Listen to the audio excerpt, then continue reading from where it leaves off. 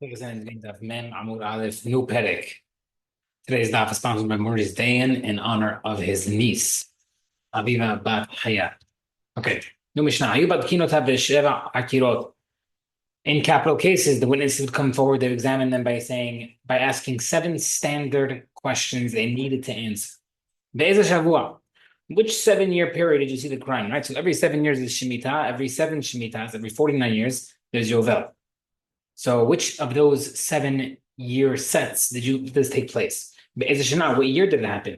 Be'ez Chodesh, which month? Be'kama Chodesh, what day of the month? Be'ez Yom, what day of the week? Be'ez Sha'ah, what hour? Be'ez Makom, what place? Rabbi Yosef says only three questions. Is a Yom, is a Sha'ah, is a Makom. He says only three questions: day, hour, place.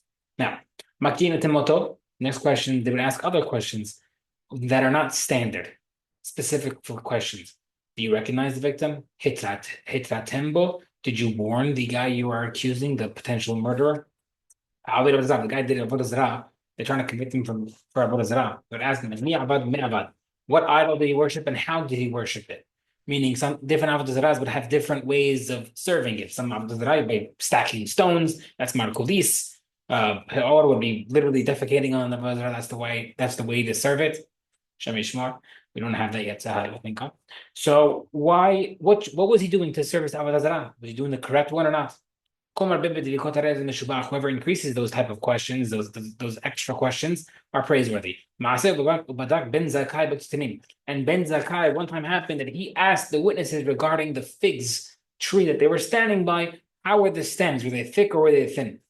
What's the difference, the practical difference in the standard questions and the extra questions? Standard questions. If one of the witnesses, I don't know, it's pasul. You can't claim ignorance to those questions. But those extra questions, if in those extra questions, if one of them answer, or even both of them answer, I don't know, it's kasher. However, in both types of questions, if they contradict each other in the testimony, their testimony falls apart. Right? So, albeit those other questions, extra questions, you could claim ignorance, but if you contradict your other witness, then it falls apart. So we said regarding months. Let's say you said, I think the guy killed him on the second day of the month. Like I said, the third of the month. It goes through. Because maybe this guy, the first guy, knew that they added another day in the month. That's why he said day two. Another guy did not know they added a day in the previous month. They did not know it was leap month, and therefore he said day three. One guy says the third day of the month, the other guy says the fifth day of the month. There's no reason for them to disagree on that, and therefore it's batal. One witness says that happened in the second hour, the other witness says it happened in the third hour. It goes through because it's easy to make that mistake. If one guy says the third hour, one guy says the fifth hour, it falls apart. However, no. Okay, but it works in that case, you can still make that type of mistake. And however, even according to Bidah, if one guy says the fifth hour and one guy says the seventh hour, the time falls apart. Because in the fifth hour, the sun's in the east. In the seventh hour, the sun's in the west. That type of mistake you cannot make. Okay. After the first witness, do the same thing to the second witness. If their statements equal each other, the judges start the deliberations, start talking about the case, and they only start with ways to acquit him, like we mentioned at the beginning of the Masechet.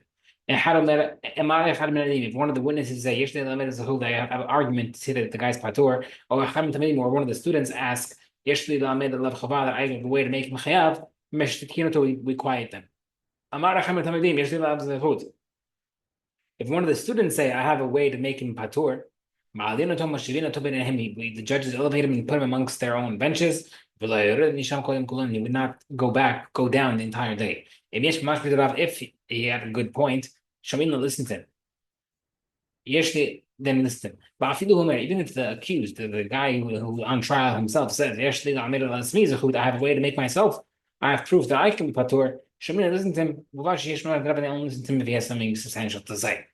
The Masilu Zahud, if there is in fact a reason to make him patur, they make him patur immediately. They can't find a way to acquit him. They postponed the verdict the next day, like I said earlier. They split up into pairs. They limit their food. They're not drink any wine. They're not seeing nothing called down. They would continue talking throughout the case throughout the night. Next day they come to Bedin. مزكي عمر علي مزكي مزكي حميد the guy who wants to say Patur says I say Patur and I'm voting Patur محيب عمر علي محيب المكمية the guy who says خياب he says I say خياب and I'm voting خياب I'm the خفام the زخود the guy who says خياب can change to make him Patur אבל I'm the زخود أنا يخل لحظة لمن خفام the guy who says خياب Patur can change to خياب like we had earlier in the Masachet تعوب the bar شنيف سفرد they make a mistake in their previous positions. The people who were writing down the stenographers of the Bedin, who said there's two or three, they would remind them of the mistake. They found a reason to make a fatur, they make a fatur. If not, they can take a vote. We said earlier you have to be up, making chayav, you have to be winning vote by two. So if 12 say patur, 11 say chayav, for sure patur. If 12 to 1 for conviction, also doesn't go through. You need to be up by two. If you do 11 versus 11 and one of them I don't know. But if you have 22 saying the same thing, either acquittal or conviction, all these cases, just review that and you add judges. The between up to how many you can judge, you add two at a time. 2 and 2 until you reach the max of 71. 36 مذاكين هي 36 saying patur, 35 محايبين 35 saying خياب. زكاة the guy's patur. 36 محايبين 36 خياب. 35 مذاكين 35 saying patur. تانين إلو كنجر إلو. عاد يلاقي حمل محايبين من زبر مذاكين. They have to debate each other until one of them change from خياب to patur because the patur can't go to خياب. And you can't have a 36 to 35 conviction. It's only up by one. You need up by two. So you have to wait for someone to make patur. Now, Bina Hamili. How do you know you have to have 7 questions? Because we have 3 Pesukim, one by Ir Nidachat, one by Abd Zara, and one by Edim Zumamin. In all these cases, we use a certain terminology. Amar Vidah, Tamakra Pasuk says, Vidrashta Harta Vishata Hetev. Ask, question, and ask thoroughly. Amar Vihugad Lecha, Vishmak Vidrashta Hetev. Again, hold to you here, ask question thoroughly. And the judges ask questions. So 3 Pesukim, 7 words, 7 questions. Maybe that each pasuk is talking about regarding their own cases of hazama, etc. And maybe if each capital case needed 7, then it would have been written in one pasuk by capital cases. Maybe these questions need 2 or 3 at a time, specifically per that case. The Gemara says, since they're all written equally, they have to learn about each other. Once you can learn from each other, as if they're all written together and all capital cases use 7. One second. The Isurim are completely different. Why they're not different? Because the case of the town of is not compared to the other two.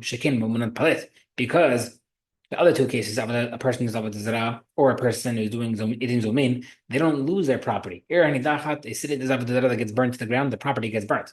Avodah Zarah is not compared to the other 2, because the people who do Avodah Zarah,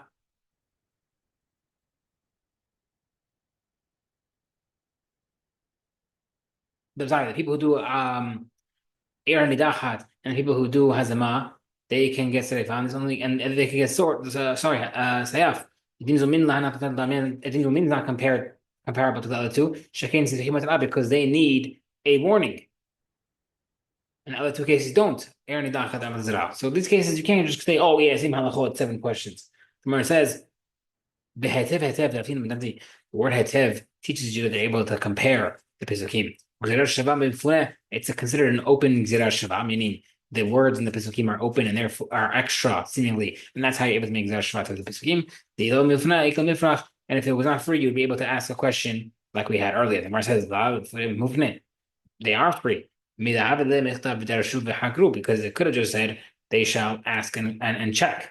And then added the word hetev. Therefore, we see that pasuk is extra. That only hetev is only free and extra on that side. In the pesukim of Zomin and Avodah Zarah, it's open. Because they could have skipped the word hetev. haktiva kulhu. But regarding the nidahat, it's impossible to say it's extra. There was no. They use all the different words of the pesukim that are shu haraklu and hetev. What would you say to that extra shvada? Like مثلا حتى منامي افنى ممكن نبي هذا بدنا يطلب دروش تروش او حكور تحكور. Could you use this double ashon wording? مش هني كرابة دي برضو كتاب مش ممكن نعرفني therefore since it's hetev it teaches you it's free for extra shvada. بعد إنه حكيم بكافة خبر. So maybe you might think that the cases of maybe who says that it applies by all cases, 7 questions, all cases of capital punishment. Maybe only if by strangulation shall be done by Kalvachomer from other things, meniscal ibn haragin, because we could see by cases of sikila and a headache by the other 2 cases of Nidachat and Avadazara. But I think with Kalvachomer, and then you might think that Serefa also can be done through 7 questions through Kalvachomer meniscalim from stoning. Right, so we bring a kavachomer from skila basically to hanik and serefa. The Gemara says hani the chamer ban the skila hamra. So Mahlok later on to say what's the most chamor, skila or serefa. So according to Hachamim, that skila is the most severe part of execution. Then you could say the kavachomer to the other cases of serefa. And the Rabbi Shimon the Mar serefa hamra b'gan Shimon hold that serefa is worse. You can't say kavachomer. Or Al Marabida to bring a different proof in the pasuk of Er Nidahat and Avdazra. V'hine emet nachon, v'hine emet nachon. The pasuk refers that it has to be truly firm to teach you had zare. Seemingly, truly firm means maybe more questions, which would mean it will be +2 +2, meaning 11 questions. Sheva l'sheva hakirot, 7 standard question. Dal tlat l'zera shva, -3. Those words cannot be used because they are needed for the zera shva. Pashu the extra one. The Rabbi Shimon not doing it. If you have that extra word will teach you that serefa is included. The Rabbi Shimon da'at the kavachomer terach pakat l'kra. Hachamim. It's a famous concept as well regarding Kavachomer. Sometimes the pasuk, even though the Kavachomer, the pasuk will still spell it out. So the Gemara says, "Magadef berabivav imalat yeshmonei hakirot." Who says? Who says if you have an option of an extra word, at the end of the word, maybe it's teaching you need 8 questions. Who says extra? Gemara says, "Ushmon hakiron ika." What would be the 8th question? Gemara says, maybe you can ask the 8th question. You could also ask what part of the hour first. 10 minutes of the hour, 10 minutes at the end of the hour. The Tanakh also says some people say that there was an 8th question in Breta. Which is that makes sense according to Rabbi Abaye, rather. According to the Meir, he holds that the Meir holds that a person not making a mistake, and therefore you can ask the 8th question because he can make a mistake. According to the opinion that says that you can make a mistake, Shapir makes sense. To ask when is this going to happen? According to Rabbi through Abaya, that a person can make mistakes, he can be mistaken by up to a half hour. According to Rava, he has there's a bigger question. According to him, what would be game by asking what time it is if according to Rava you can make a question, you can make a mistake the entire hour? What would be that 8th question? Gemara says, rather the question is that 8th question would be what? What year in the Yovel cycle? So the Gemara says, we already know what year in this cycle. We just said in the Mishnah, you ask what 7-year cycle. The Gemara says, no. The question would be, which Yovel cycle? This 50-year cycle or last 50-year cycle? Now the Gemara says, no, I don't like that. Opinion is not a question because I know what year it happened in that 7-year Shemitah. I don't need to know what Yovel. It's already pretty understood. Okay. Yosimir says only 3 questions, not 7. And number 2 says, according to you, someone came to court and they said, hey, I killed someone yesterday. Or rather, the witnesses testify that someone killed someone yesterday. Are you still going to ask the other 4 questions? What year, 7-year period, Shemitah year, month, or day of the month? You already know what time it is. I told him that the how to go for someone else and use the answer him back. Very good question. But according to you, even your representative, if someone comes and testifies, the guy killed someone right now. Your 3 questions of day, place, and time. Rather,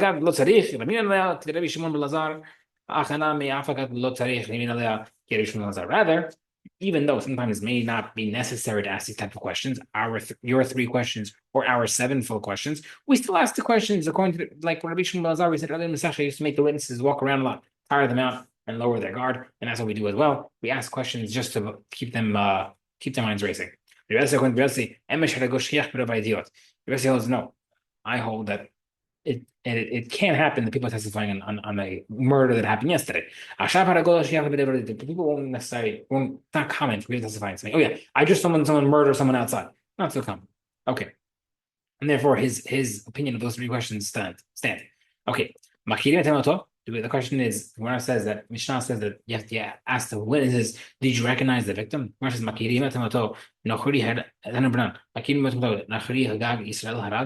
did this guy you're accusing, did he kill a Jew? Did he kill a non-Jew? Did you warn him?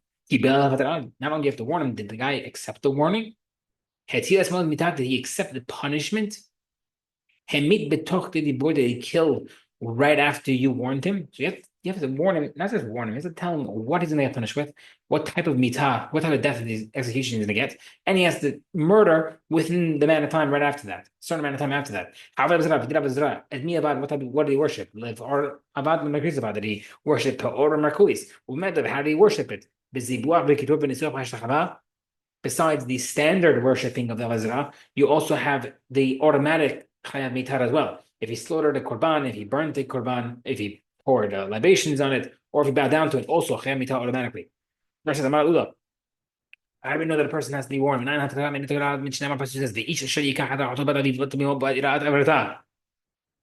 takes his sister or the daughter of his father or the daughter of his mother, and he shall be cut off. That's sounds like what? Only if he sees this erva, this person? No, obviously he has to be living with him in order to be a mitah. Rather, no, they have to show him the reason and the type of death he'll be having. Obviously, you don't teach him that he's punished by karet. So too by malkut, you have to let him know why he's being whipped. As he says, if someone wants to kill his friend, he plots against him. What does it mean he tries to plot? It means he planned, they warned him, and he still did it. We find the pasuk by the person who gathered wood. The person that they found him, warned him, and he still did it. Different pasuk. The pasuk is that he afflicted the woman. On his the davar means the board. That we spoke to him, we warned him beforehand. Okay. Why many so many sources that you have to warn him? I mentioned the case of the sister. Maybe that only applies to the case you give lashes. Not in the cases of execution. There weren't even capital cases of murder. Mentioned the case of murder. Maybe only cases of execution by sword, because it's the lower type of execution, not so severe. Which says sekilar or sedefaz is top two, as the Mahoret says. That's more chamor. Maybe you don't have to warn him. You say you have to warn him as well. So how come I need two pesukim teaching by sekila? Two of the pesukim by sekila. Rashi has a division that the second pasuk will teach me sedefa. That we're not meant to add the kavachomer to even though sekila is the most severe, and you can teach me the other ones. Sometimes the pasuk can teach me something I said earlier. That is, even though you can have a kavachomer, we still do pasuk. So how can we only write sekila and all the other cases which come from sekila? Rashi says hachanami, same answer. Even though there's a kavachomer, the pasuk spells it out. Next, that the guy has to release himself to execution. You know how we know that the guy has to know what mitah he's getting in the warning? Rashi says, he shall die, deserve die, and put to death. He has to understand what he's putting to death with in the warning before he does it, in order to be executed in Betin.